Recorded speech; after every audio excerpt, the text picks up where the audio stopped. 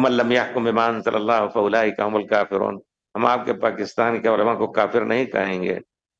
اس آیت کی تفسیر ذرا سا مختصر فرما دیجئے، مقصد کچھ جو بھی ہو بھائی کا، لیکن میں یہ کہنا چاہتا ہوں آپ ایک فرد کی حیثیت سے اگر اب یہ کہیں کہ ہمارے بچے پر صلاۃ پڑھنا واجب نہیں ہے، نوجوان ہے، واجب نہیں ہے، تو آپ کافر ہیں بے شک۔ ایک واجب کا من لم یحکم بما انزل اللہ، پھر آگے چل کر کے اور کوئی بڑا ہو، وزیر ہو، یہ کہے کہ نہیں قرآن حدیث اس زمانے پہ عمل کے لائق نہیں، تو اس کے کفر میں کوئی شبہ نہیں۔ لیکن اگر کوئی شخص مجبور ہے، اب آپ جانتے ہیں، کہتے ہیں، ہم سے خود بیان کیا بعض علماء، شیخ سبیل نے کسی بڑے حاکم وقت کے کسی ملک کے، میں نے ان کو دیکھا بھی ہے، ان کے ساتھ گیا بھی، شیخ سہیل کے ساتھ کافی سفر کیا انہوں نے الحمدللہ۔ تو کہتے ہیں کہ ہمیں فلاں لوگ کافر کہتے ہیں، حالانکہ میں واللہ چاہتا ہوں کہ اسلامی قانون لاؤ، لیکن ہمارے ارد گرد جو ہیں وہ ایک قدم ہمیں نہیں چلنے دے رہے ہیں۔ آخر اسی میں ان کو شہید کر دیا گیا، مار ڈالا گیا۔ تو ایسے لوگوں کو کافر کہنا یہ آپ کے اوپر کفر لوٹ آئے گا۔ پھر رسول نے فرمایا من کفر اخاہ المسلم فقد باء بکفرہ۔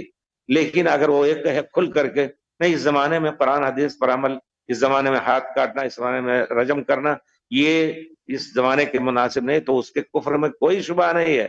عام آدمی کہے یا اس کو سمجھایا جائے گا، نہیں سمجھے گا تو قومت وقت اس کو زندہ چھوڑے گے نہیں، کیونکہ کفر کا فتویٰ اس کے اوپر لگایا جاتا۔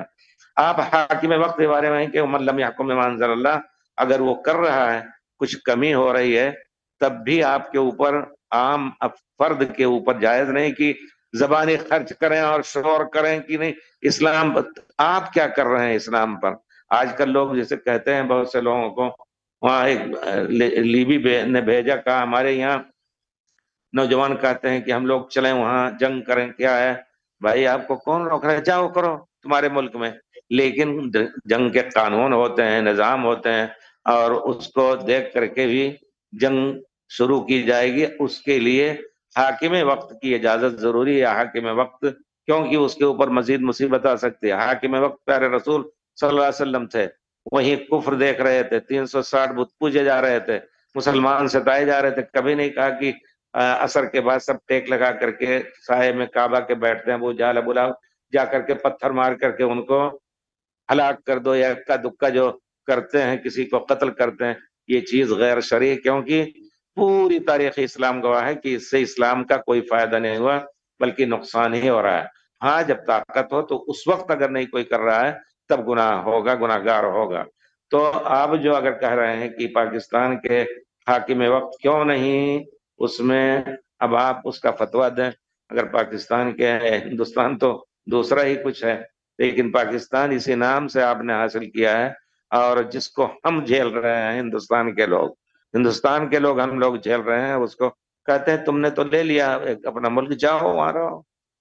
اور اسی کینے میں جو کچھ ہو رہا ہے دن بدن اور چیزیں بڑھتی جا رہی ہیں، تو کہنے کا مطلب ہماری بھی یہ درخواست ہے کہ دعا ہے، ہم نہیں کچھ کر سکتے، دعا کریں گے کہ اللہ تعالی ہر مسلمان ملک کو مسلمان بنائے، اسلام پر عمل کرنے کی توفیق دے۔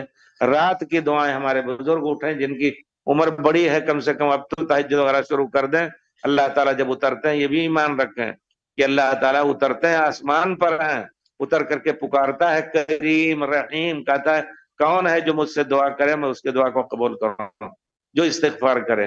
تو کوشش ہی کیجئے کہ دعا کریں ہم سب لوگ، دعائیں انشاءاللہ جیسا کہ حضرت ابراہیم علیہ السلام نے کہا کہ دعائیں اللہ ہمیں بخش دے، اور ہم دعا کریں ان کی ہدایت کے لیے۔ تو اسی طرح ہم اپنا فرض ادا کر سکتے ہیں، خالی زبانی خرچ کر کے یہ کہ کیوں نہیں ایسا ہو رہا ہے، فلاں کیوں نہیں جا رہے ہیں، حکومت کیوں نہیں بھیج رہی ہے فوج، یہ سب چیزیں ہمارے کام کی نہیں ہے۔ ہم وہی سب کچھ کریں جو ہمارے اوپر واجب ہے۔